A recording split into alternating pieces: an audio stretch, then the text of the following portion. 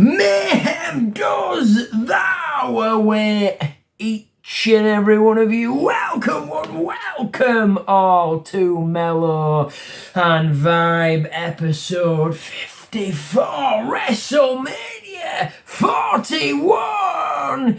Indeed, holy hell, we're rocking it wild, keeping it crazy, bringing that mania madness to life. Because, I mean, it's already alive, it's already living on, it's already flowing strong, and it will for quite some time, and we cannot wait for the Raw after Mania. Yes, that is why Wrestalmania 41 gets the Mellor and Vibe treatment. Welcome all, everybody. Truly welcome here. Yes, the Mania madness flows epically strong with this one. I am your Mellow and Vibe host. I am, of course, Oscar Reeland. It is my honour, my pleasure, and my privilege to be here with you. Wrestalmania Night 2 has made its appearance. Wrestalmania Night 2 rocked it wild and did its thing. And of course, we can truly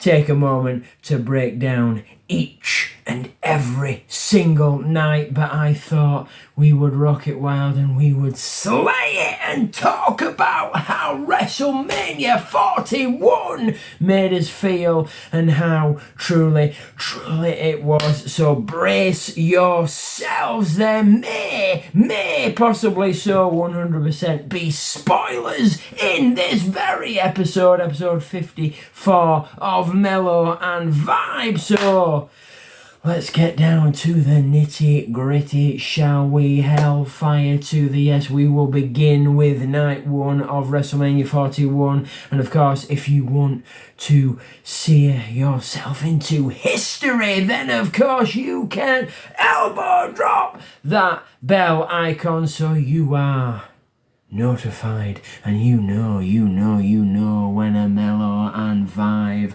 Hellfire Manic moment is crafted. You will be told, and you will know, because you will know. And of course, if you never ever want to miss a Mellow and Vibe Hellfire, holy what the moment, because it's unpredictable, it's unfiltered, I don't even know what is gonna go down.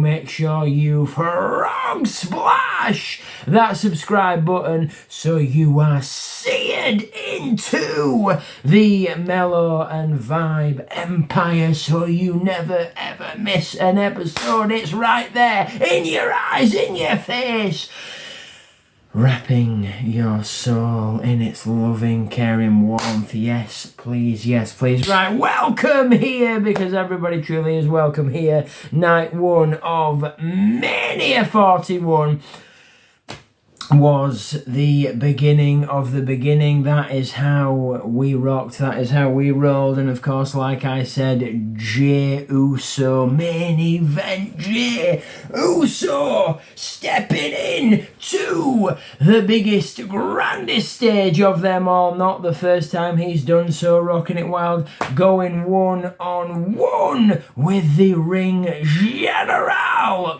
Gunther for the gold. That was beautiful. That was bliss. It was a bit, I thought it might have been more brutal and more vicious, because it was heavy hitting, it was brutal, but I thought there may have been a bit more brutality in there, because the build-up was vicious, the build-up was brutal, the back and forth, the rights and lefts, the blood, the carnage, the destruction was vicious. It was rip and tear, bite and pull, and it was insane. So I thought main event Jey Uso and Gunther may, the ring general Gunther, may have been a bit more vicious. I mean, don't get me wrong, it was vicious, it was heavy hitting, but I thought maybe it would have spilled out. I thought maybe there would have been, a lot of, here's the announce table, here's the barricade, here's the steel post, here's the steps, all this, that and the other, but,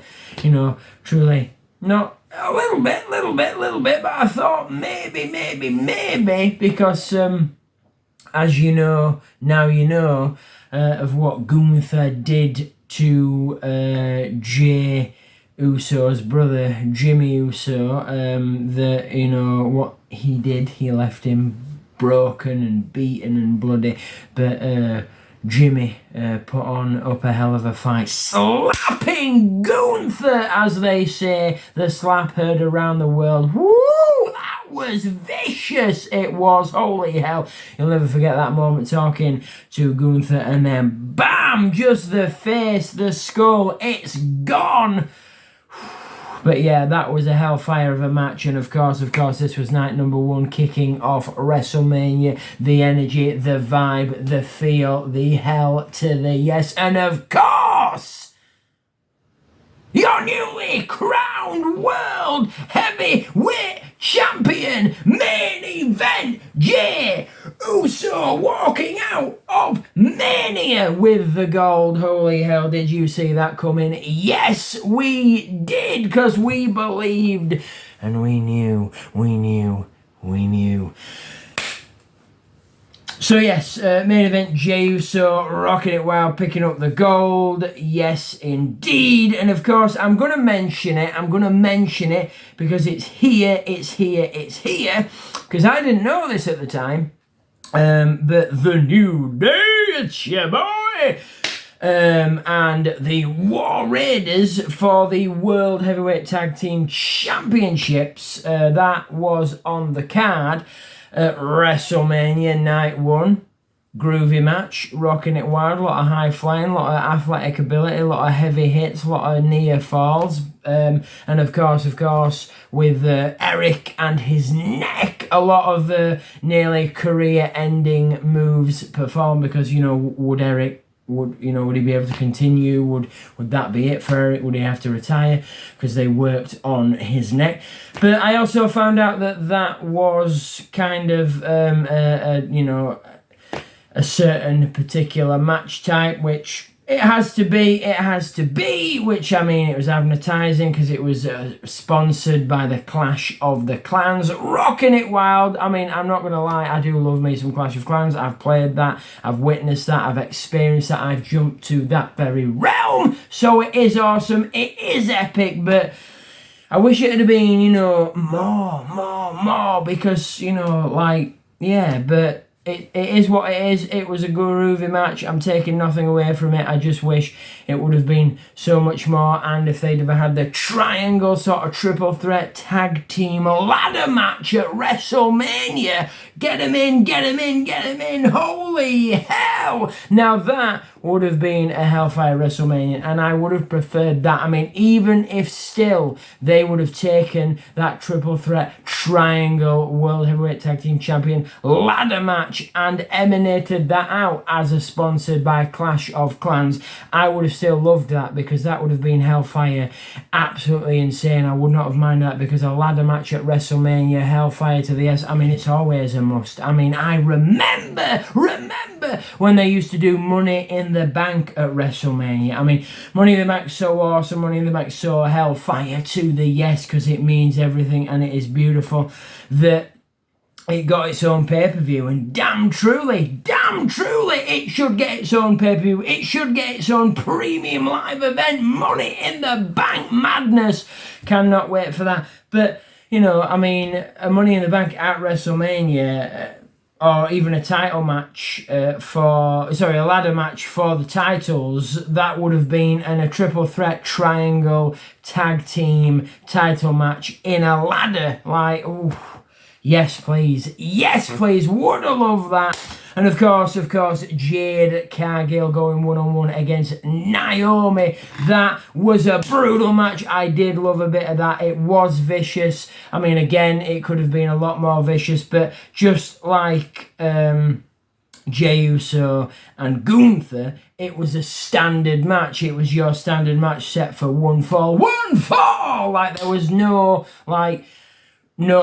stipulation, so it wasn't like, oh yeah, it's no disqualifications, it's falls count anywhere, it's a last man standing or last woman standing or anything like that, or it's a KO match, like the only way to win is to knock out your opponent, or, you know, for the first time in quite some time. It's her first blood match. Bleed! If it bleeds, we can kill it. Nobody's, you know.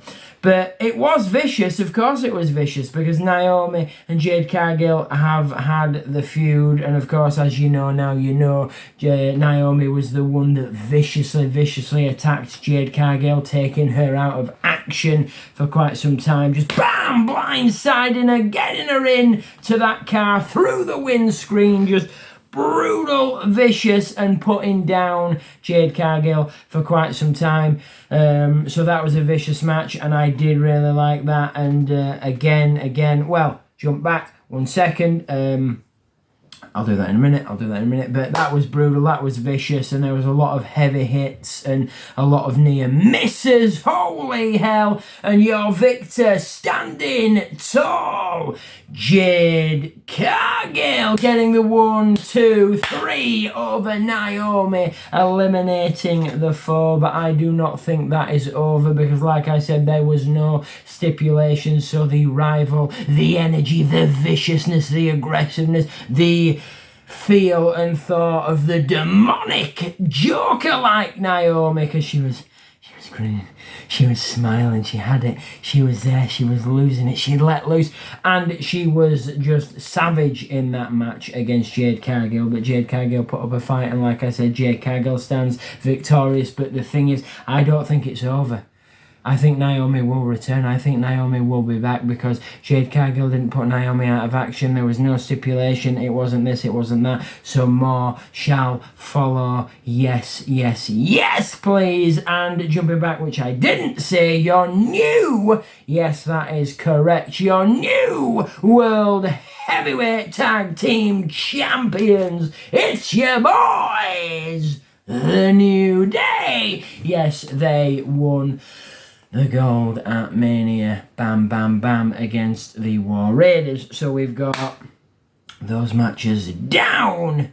We had, yep, bam, bam, bam, bam, bam, bam, bam. And of course, a next match, which was epically amazing, which was, oh my God, that had me on the edge of my seat, because it was 1, 2, no, not quite yet. It was Jacob Fatu going one-on-one with LA Knight. Let me talk to you. Yeah, boom. I loved a bit of that. That was your standard match, and that was for the United States champion. LA Knight, the United States champion, taking on Jacob Fatu for the gold, and it was brutal. It was vicious. LA Knight standing his ground, holding his own against the Samoan werewolf Jacob Fatu, like there's a werewolf on the loose. And when there's a werewolf on the loose, you don't want to be anywhere near. If the full moon goes behind a cloud and you've got a moment, you run, or you fight, you stand, you do what you can. You do not want to be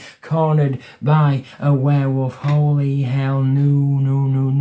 But yeah, that was amazing. And spoiler alert, there was a moment where Jacob Fatu, he yeeted and he hit his moonsault, and the boom, BFT, midair, done and dusted. But guess what? Jacob Fatu kicked out. That was the closest fall we would ever see, we thought, and still not quite yet. The match continued. There was heavy hittings, there was close fall after close fall from LA Knight, from Jacob Fatu. They both stood their ground, LA Knight rocking it wild, but in the end, after 1, after 2, after 3 back-to-back moonsaults by Jacob Fatu, the moonsaulting werewolf. He did get the 3, and he is now the new United States champion. Jacob Fatu acquiring the gold at Mania. Please, indeed. Holy hell. And that was a cheer. Yes, well done, Fatu. But hellfire to the S for LA Knight for standing his ground and giving it his brutality. Yeah. I mean, even though this is going the way it's going, we might as well say this is WrestleMania 41, Night 1, because I don't feel we'll get to Night 2, not quite yet, but we'll try, because That's what we want to do. That's what we want to do. Put it all out on the table, but we might have to set up 2 tables, 1 for each night. We'll find out. On to the next, of course, El Grande Americano.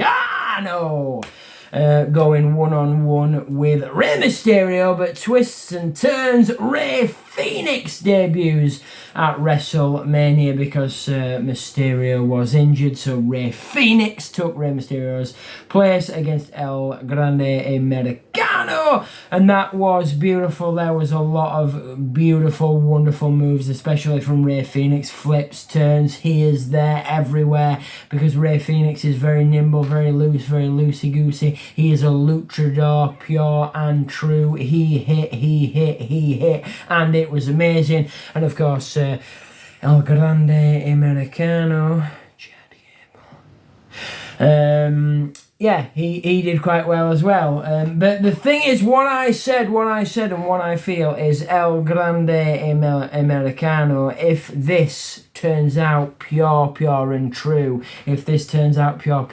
not to be Chad Gable, then who the hell is it going to be? I suggested perhaps Kurt Angle making a return because he's got the same similar physique and he was doing his, and Kurt Angle has done this before. If you think back in Kurt Angle's career, he's worn masks, he's been other characters, he's pretended to do this, he's been that, and he's portrayed, other forms of wrestling because, sneaky, and then all of a sudden the mask comes off and it's Kurt Angle. So if it does not turn out to be Chad Gable, which I think it is because it says American made, but, the original American made, the Olympic gold medalist Kurt Angle, the OG.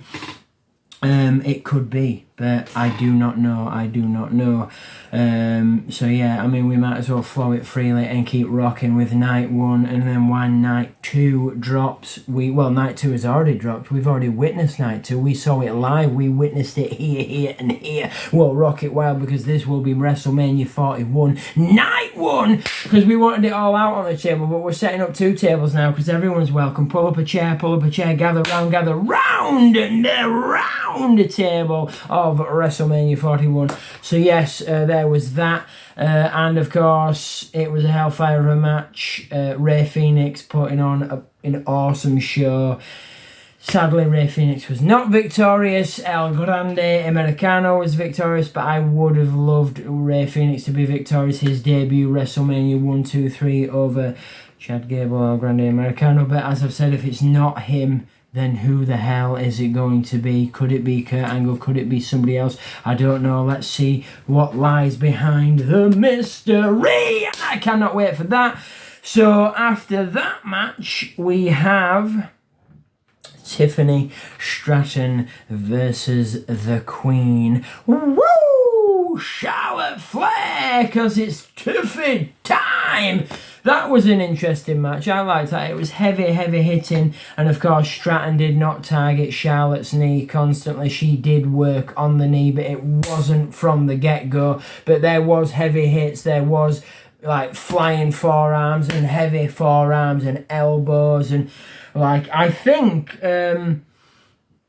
yes, please. It was when I say yes, please, it was very energetic. It was very wild. It was very insane. And it was a very, very, very, very, very interesting match to watch. I was on the edge of my seat going, who gets the victory? Who stands strong? Both warriors, both competitors, both Amazons, both stood strong. Back and forth from Charlotte Flair, back and forth from Tiffany Stratton. Nobody gave up. Like I said, near fall after near fall after near fall. I was on the edge of my seat. 1, 2, 3. No, not quite yet. I was like, holy hell, how's this match going to end? Who's going to stand victorious? And I even think, whilst watching it, because Tiffany was bleeding and there was a big bruise on her head from natural selection and the knee brace and everything, and I think that Tiffany may have lost a tooth or chipped a tooth, because that's what it looked like, because she was bleeding from the mouth and she had a bruise on the head and everything. And But yeah, I mean, Charlotte Flair didn't look any better. She looked worse for it. It looked like they'd been in a demolition derby, had the legend JR Jim Ross would have said, "Holy hell, this is a demolition derby, it's a wrecking machine." Indeed, somewhere along those lines, because it was, but your victor after a battle and a war and just combat after combat, near fall after near fall, standing after standing after standing, never giving up, was Tiffy time. Woo! Tiffany Stratton still your women's world heavyweight champion, rocking it wild and annihilating, becoming a queen slayer because she slayed the queen, Charlotte Flair, with the beautiful perfection, prettiest moonsault on this earth. 1, 2, 3, still your champion, Tiffy time. And of course, the final of the final, the bliss of the bliss, CM Punk, the best in the world, the OTC, Roman Reigns, and in Seth freaking Rollins, the triple threat of the triple threat, the main event of WrestleMania for night number 1, CM Punk headlining main event in WrestleMania, what he wished, what he wanted, the favour of the favour, Paul Heyman, the wise man, the knowledgeable one, standing in CM Punk's corner, giving him the wisdom, talking his knowledge to him. And that was a triple threat match, so there was no rules, there was no countouts, only pinfalls and submissions. That's how they did. And oh my damn, that was history in the making. There was chair shots, there was flying into the steel, into the barricade, over the barricade, trash cans, to the skull, to the back, slams, suplexes, into the crowd, fighting back and forth, heavy hits. It was savagery. It truly was savagery from CM Punk, the best in the world, the OTC Tribal Chief, Roman Reigns, and Seth Rollins, and of course the announce tables, not just one but 2 announce tables were broken, beaten, torn and destroyed, shattered into pieces. And then it all came down to the wise man looking at CM Punk, looking at Roman Reigns, his tribal chief, the one he loves, the one he cares for. He hands the chair to CM Punk. CM Punk beats down Seth Rollins as Roman Reigns watches on. And then, of course, when it's time for CM Punk to beat down Roman Reigns, the wise man gives him one, and CM Punk goes down. A smile appears on the face, and then Roman Reigns goes to beat and break Seth freaking Rollins. The wise man stood by his love, his tribal chief, as he goes to strike. Paul Heyman gives the OTC, his tribal chief, his love. 1, 2, and then Seth freaking Rollins stands tall, beating down Punk, beating down Rollins. 1, 2, 3. Seth freaking Rollins is now a Paul Heyman guy. Woo! WrestleMania 41, night 1. This has been Mellow and Vibe. I have been your host, Oscar Riedlin. This has been episode 54. WrestleMania 41, night 1. We will return because we pulled up another table for WrestleMania 41, night 2. Keep it wild, keep it crazy, keep on slaying it. And of course, craft, pure and true, that energy alive, and cement and sear your moment, history in the making. Yeah!